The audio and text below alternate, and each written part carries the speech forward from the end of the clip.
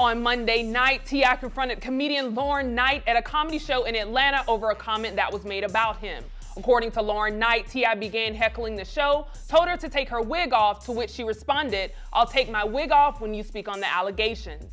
This then prompted T.I. to storm the stage to confront Knight over what she said. Now, this all comes just 1 week after Will Smith storming the stage to slap Chris Rock over a joke about his wife that he did not like. Lately, it seems like audience members have no problem approaching a comedian on stage over jokes that were told, which has a lot of people wondering, what does this mean for comedy? Today, we have our comedy hype analyst, Pierre, along with very special guest, Sky Townsend, calling into the show to give their reactions. But first, let's take a look at this clip. Evidence, because there was no fucking crime. There is nothing to charge me for. Or no, shut the up for a second. Hey, listen. No. As many times as you joke on that shit, nigga, I'm gonna check your ass as long as it takes. Nigga, when you stop talking about it, when you stop playing with me and mine, I'ma stop saying something. Nigga, ain't no motherfucking case, ain't never been no motherfucking case, cause I ain't did nothing wrong and my wife ain't did nothing wrong. You keep on playing with me, I'm gonna continue to confront you publicly, verbally. Happy Report Day. We've never had a forum on crime. T.I. is innocent. I truly believe it. Even for him, there is no charge. I don't want to hear none of that shit. Don't play with me about that. This is not that. This is a motherfucking comedy show. And be clear, if I want to make jokes about something, I'll make jokes about something. Absolutely. And no, you're not going to tell me to shut the fuck up. It's my shit. This is my shit. Be very clear. This is my No way. Get it back.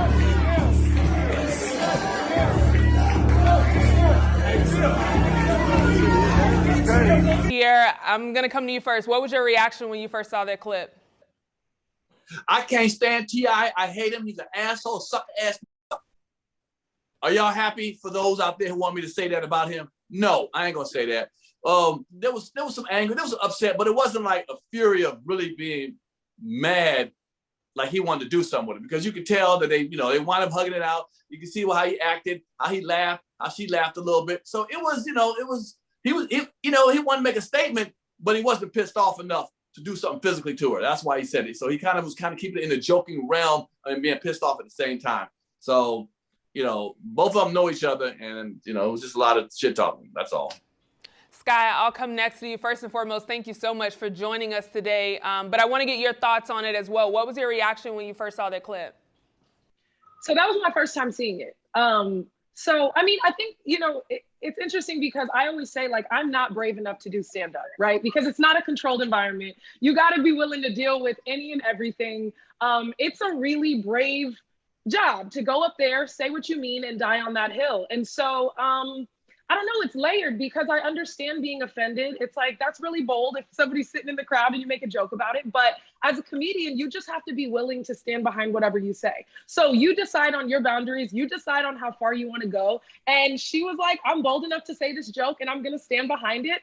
And, you kind of have to respect that because clearly she's like, I said what I said, but we're in a really sticky time right now because things have always gone down in comedy clubs, but we didn't have phones. So now every moment is permanent and every moment is memorialized. And it's like, people have had crazy nights in comedy before, but now it's permanent. So I feel for a lot of comedians because it's like in one moment, it's viral to where they might have woken up over it, but it's now, going to be around forever. But I don't know. I mean, for me personally, it's such a vulnerable place to be in on stage because anything can happen.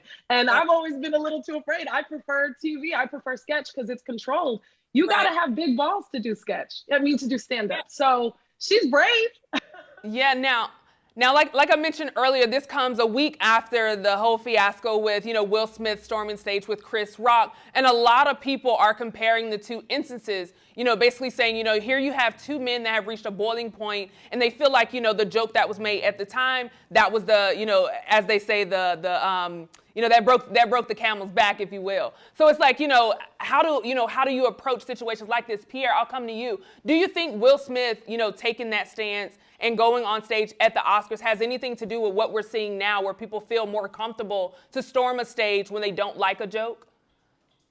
No, not really. T.I., again, it was a total different thing. I mean, Will Smith was pissed the hell off for real, to put his hands physically on Chris Rock as hard as he could.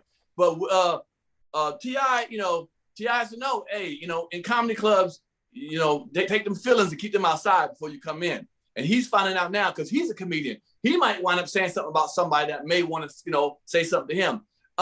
He kept it off stage. He said what he said. Then he got on stage. They started hugging each other. It wasn't like a physical thing. It was a club that's not really a mainstream comedy club. I hate to say the word hole in the wall, but a little spot, and that's what happened. That's why many Black comedians don't go back to the little hole in the wall spot, because of the fighting we got to go through sometimes in our careers, because we got to deal with that a lot of times. And that's been around for a long time. This ain't nothing new. Somebody yelling something back to you, but it's just T.I. took the mic, took the moment. He is T.I., but I got to give her Lauren Knight, applause, because she stayed with it. She said, hey, you know what?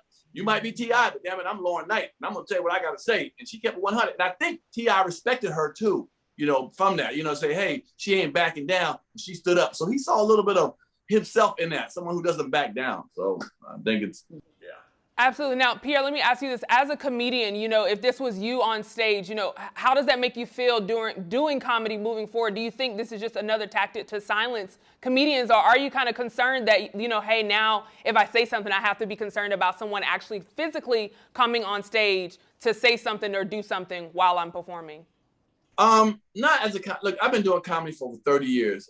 Ain't nobody ever came on stage. But now I know that if someone, they seen Will Smith come on stage and do what he does, so it may give a little battery in somebody's back to go up there and do the same thing. So now I know next, you come on my stage, I'm kicking you in the face before you get up on it. I'm gonna punch you in the face. You're not allowed to come up on stage with me. Now you can yell out in the audience all you want and stay down there. But once you get on there, you may think you Will Smith and I'm Chris Rock. And that's a no-no, homie, or homette, whoever it is. So yes, now if someone comes on stage, most comedians going to be a little more wary and may hit you before you get your chance to get all the way on stage and do what you got think you're going to do. So absolutely. And last question for you here, Pierre. As a comedian, let's say you're in the crowd and you see another comedian, because we know that T.I. is now new into comedy. How do you handle that? Do you think that kind of contradicts being that he's stepping into comedy, but yet he's offended by a comedian that's on stage making a joke?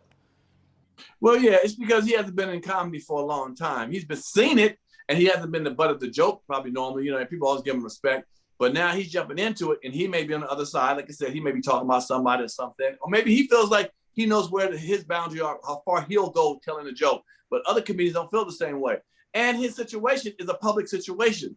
And we talk about public things, him and his wife's situation. And I feel him, he's probably tired of hearing it and thinking he's done something wrong. He felt he done something wrong, but welcome to the world of stand-up comedy. One day, T.I. may say something, like I said, about somebody or something that might not be, they might not accept it the same way. Or he may keep his composure and say, I'm not going to go past that line. That line has always been crossed as a comedian. Y'all just hearing about it, and people are now starting to react more about the stuff. You know what I'm saying? So. Absolutely. Now, Sky, I want to come to you and get your thoughts as well. After seeing, what we saw at the Oscars, do you think this stems from that? Do you think people are starting to feel more comfortable to take a stance and go on stage after a comedian says something that they may not like? I think there's always going to be people who are inspired to get more bold if they see somebody be bold. But overall, I feel like, T.I. responding to this is not surprising because he's always been very vocal. He's always been willing to stand up for himself. It's like if Kanye was in the crowd at a comedy show, we're going to know that Kanye is going to defend himself. There's certain people who have always been vocal. So when I heard about it being him, I'm like, of course he's going to defend his family. This is what he's known for. T.I. has never been shy about, speaking his mind. Right. But yeah, it's comedy.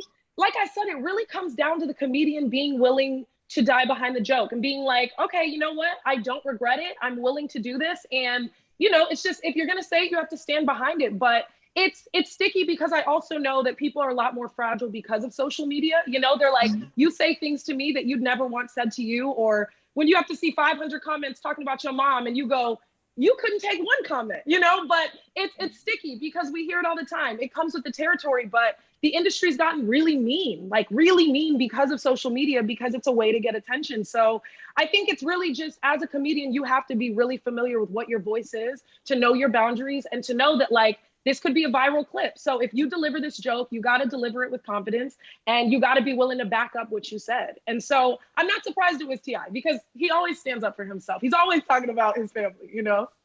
Absolutely. Now, I want to read, after this, T.I. did take to social media to make a post, and this was his caption. He said, "I've said from my interest into the world of comedy that I intend to use my light to shine on others, to bring awareness to those who have also love respect for the art form. In the spirit of that, everyone, I'd like to introduce you to," and he tagged Lauren Knight. "She's a young and upcoming coming on the scene in Atlanta. Check her out. She's a young Black woman fighting to use her voice for laughter, and I understand that may take us down dark roads at times, but there's always an opportunity to find a beacon of light and produce a positive outcome.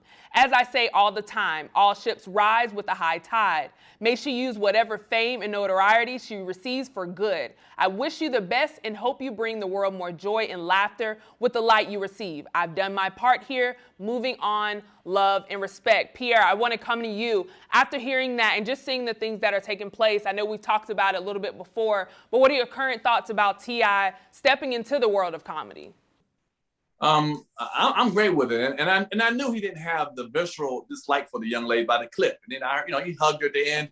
He was just venting. I'm glad he's in it, and I really am. I mean, I have no problem with it. He's been funny. He's always been funny. He's been on my show. He's funny on my show.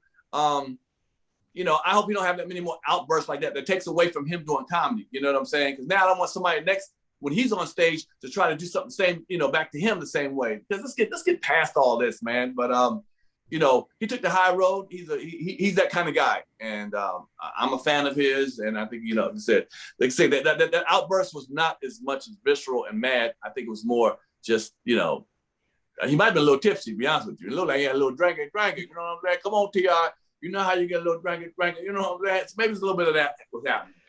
Absolutely. Now, Sky, I want to come to you as well. And we kind of talked about it before. I think a lot of people were first surprised about T.I. stepping into the world of comedy, but now people are kind of, questioning his respect for the art form. So I want to get your thoughts. What are your current thoughts after seeing everything up to this point about T.I. stepping into the world of comedy? Well, I mean, I think there's so many different types of comedy, but he's stepping into stand-up, which is the raunchiest, boldest type of comedy. There's clean family films. There's sketch. There's so many different things that you could do. But I mean, stand-up is the grittiest form of comedy. So you have to come in with really thick skin. And so I hope that people don't see that and then try to pick at him if they see him at a comedy show, because the unfortunate reality is people are dying to go viral by any means. And so now they know, okay, if T.I.'s in the crowd, I could possibly have a moment, if he gives me that. So I agree with Pierre. It's like, okay, you have that moment, you're learning. Sometimes people are going to talk about you if you're in the crowd, but if you give them that reaction, I think a lot more people are going to want that moment of, T.I. could help me with my career. If I pick at him, that's how sick that's how sick the game is. It's dark. People will be like, he's in the crowd. If he tries to hit me, they'll know my name. It's that dark. So I think, if he's talking about using comedy for good, I love all that, but stand up is where it gets nitty gritty, and you have to be prepared and have that thick skin. And like I said, I don't have that thick skin, so I don't do stand-up because I'd rather do a controlled sketch where I go, okay, I know what the world looks like, because if somebody's like, shut up, bitch, I'm like, why you gotta do that? Absolutely. Now, Pierre, I do want to come to you and get your thoughts because, as you mentioned, this can go on. It has happened before the Will Smith situation, and I know that it's going to, unfortunately continue to happen. But what do you think the protocol should be for comedians and venues? Because with this particular situation, when Lauren was on stage, no one stepped in to kind of step in between or kind of just stop it from there. So what do you think the protocol should be for both comedians and for venues to make sure that these comedians are safe? All right, comedians can continue to say what they want, how they want to say it. It is what it is. Now, if you want to stand up and say something to a comic, Most comedy clubs, believe it or not, have security. You know, maybe you might have to get some security who are in shape, you know, make them do something about it. But if someone stands up and, you know, voices their opinion, security should move towards that person and they stand there and see if they decide to get up, boom, or if they continue to talk too much. Usually a comedy club owner or manager or whatever will come over and tell that person, look, be quiet one time, the second time, you got to go. Now, I'm the type of person, I don't pick on people in the audience. That's not my thing. But if my subject matter bothers you, that's on you. I'm not here to ask everybody what subject matter they don't like. And what, you know, I'm going to do me. If you don't like it, then either leave, be quiet or leave. If you get vocal, I'll go one back and forth for a second. But then security needs to come out and handle you and take you up out of there. So I'm not worried about it. But I don't want comedians to ever feel like they can't say something. You know, no, I'm not. It's freedom of speech. We can say what we want to. If you as an audience member cannot handle it, either stay home if you're too sensitive about subject matters, and you know subject matters will get you hostile, stay home. Watch it on TV or something. Or if you go live and you go to the comedy club and they start talking about something you don't like, get up and leave. Just leave. We're not here for everyone's feelings. And I'm never going to do that. I'm never going to do that. I hope no comic ever does that. You know, audiences, we got to be free up there. We can't worry about what we say, what we can't say. It's ridiculous.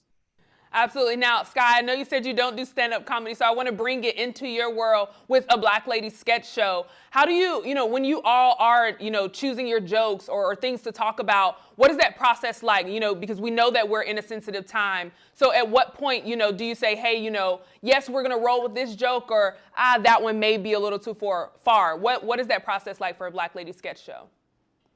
Well, when we come in, all the sketches are written, right? So we already know what the world looks like, and the network has already decided, okay, this is kind of what the world will be for this sketch. However, every sketch we're allowed to improvise, right? So like I said, with stand-up, you just have to be willing to be like, I feel bold enough to make this decision. Now, for me, I less make jokes that could be more controversial, and I try to just make more decisions that are strange with my body or my faces, or bold choices like with, you know, what I'm using.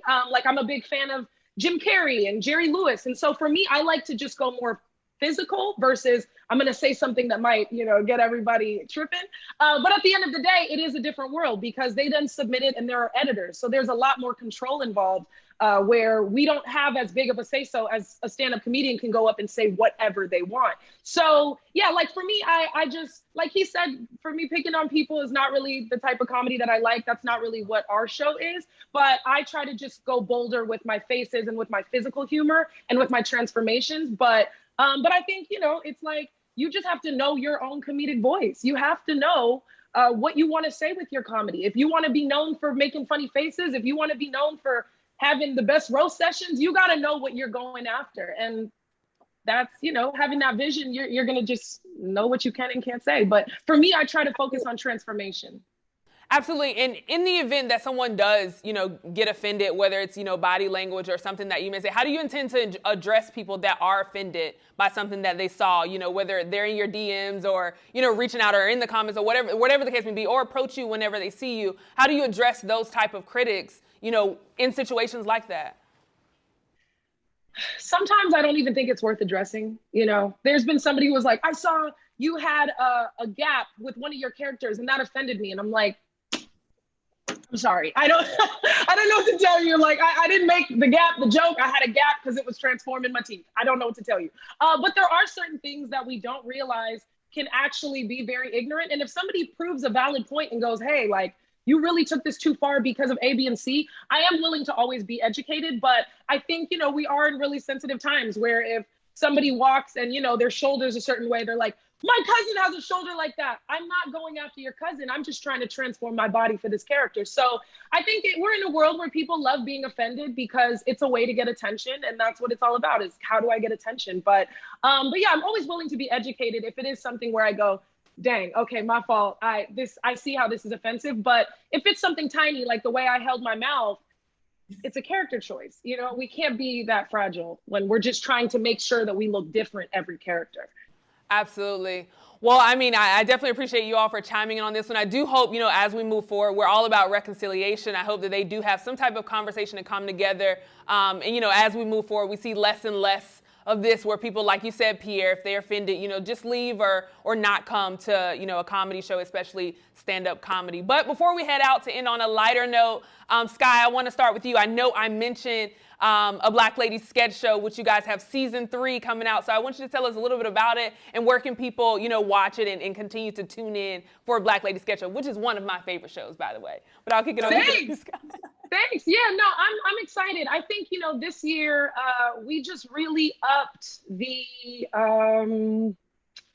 it's just bolder, and it's so exciting to be on here with Pierre because I grew up studying so much of what you've done. But I think the OGs know, commit, you got to go really hard and commit. And this year we just committed in a different way and approached it in a braver way. I think we made bolder choices. It feels a little bit riskier. I personally love raunchy comedy, so I'm always trying to just push the envelope a little too far. I love, Living Color and Carol Burnett and Dave Chappelle. And so this year just feels more colorful. It feels riskier. The humor feels more universal. And I just think that we were willing to really walk up to the line and almost cross it. And so I'm excited about that. But yeah, it airs April 8th and then it's streaming on HBO Max every Friday. We have a new episode, but I think this season feels really different. So I'm excited to see what people think. Absolutely. Now, a lot of people may or may not know that your father is Robert Townsend. So I want to know, how much has he inspired you, along your journey up to this point? Allegedly my father. No, I'm kidding. Yeah, he is, we never confirmed it. This is a rumor. But I can see how they get that. Yeah, I can see why.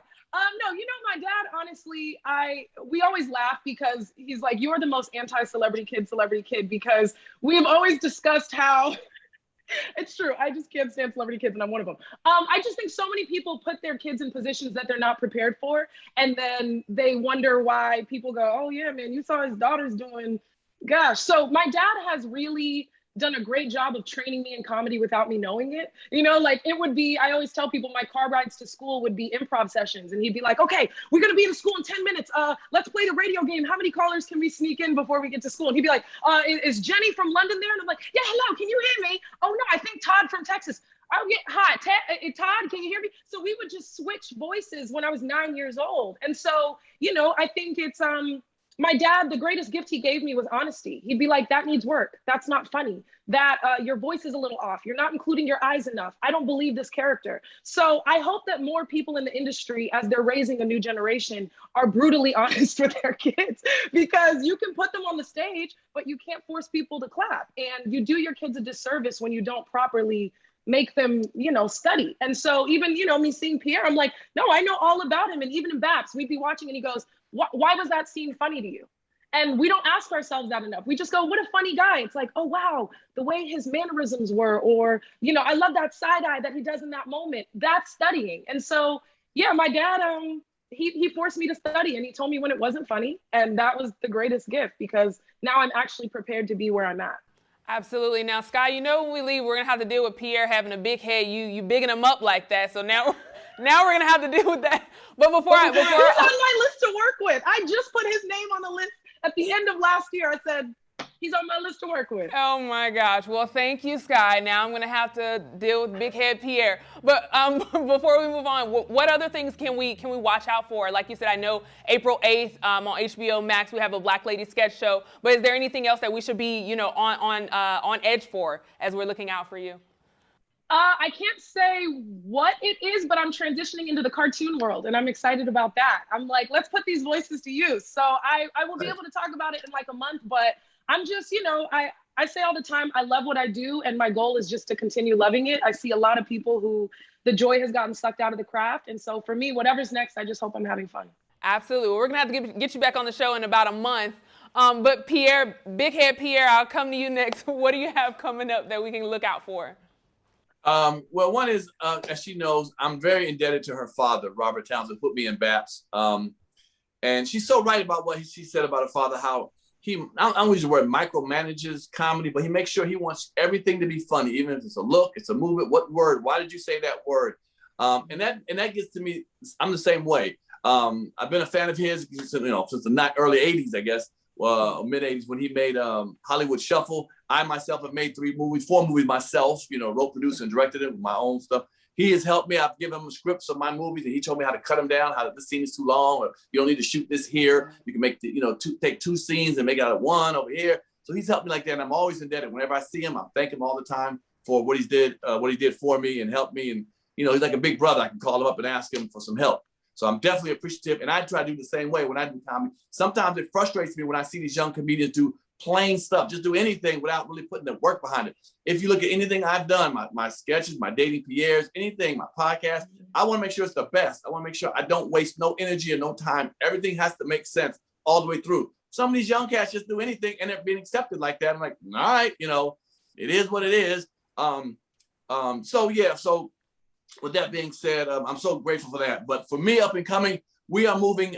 We're starting to shoot Pierre's Panic Room in LA this week. I got some great guests. Yes, so it'll be out. I got Tank, Earthquake, Kid from Kid and Play coming in. So we're doing a south version of, you know, where I've been shooting at in Atlanta in the studio. But we also moved to LA. I'm in LA now, about to shoot it. So I'm really excited about that. That is expanding, and I thank Comedy Hype for helping me get it to where, you know, it's at now. It's growing, constantly growing. So thanks to the fans and you guys so much. So that's that. April 30th, I will be in Chattanooga, Tennessee, doing a show. So if you live in Chattanooga, Tennessee, I'm coming. Right now, I don't remember where I'm at. I got some stuff happening, but it's in Chattanooga, April 30th. Come on, see me. Absolutely. Well, as always, I appreciate y'all for chiming in. Sky, thank you so much for joining us. And be sure to check out season 3 of A Black Lady Sketch Show, April 8th on HBO Max. But you heard from us. Now we want to hear from you in the comments below. What are your thoughts about T.I. storming the stage of comedian Lauren Knight? For Comedy Hype News, I'm Symphony Thompson. Put it in them comments. Put it down below. What's up, y'all? This your boy K-Rob, and for years, you come to us to get the latest news in comedy and for your favorite comedians. Now you come to us for even more news in the world of sports, music, and pop culture.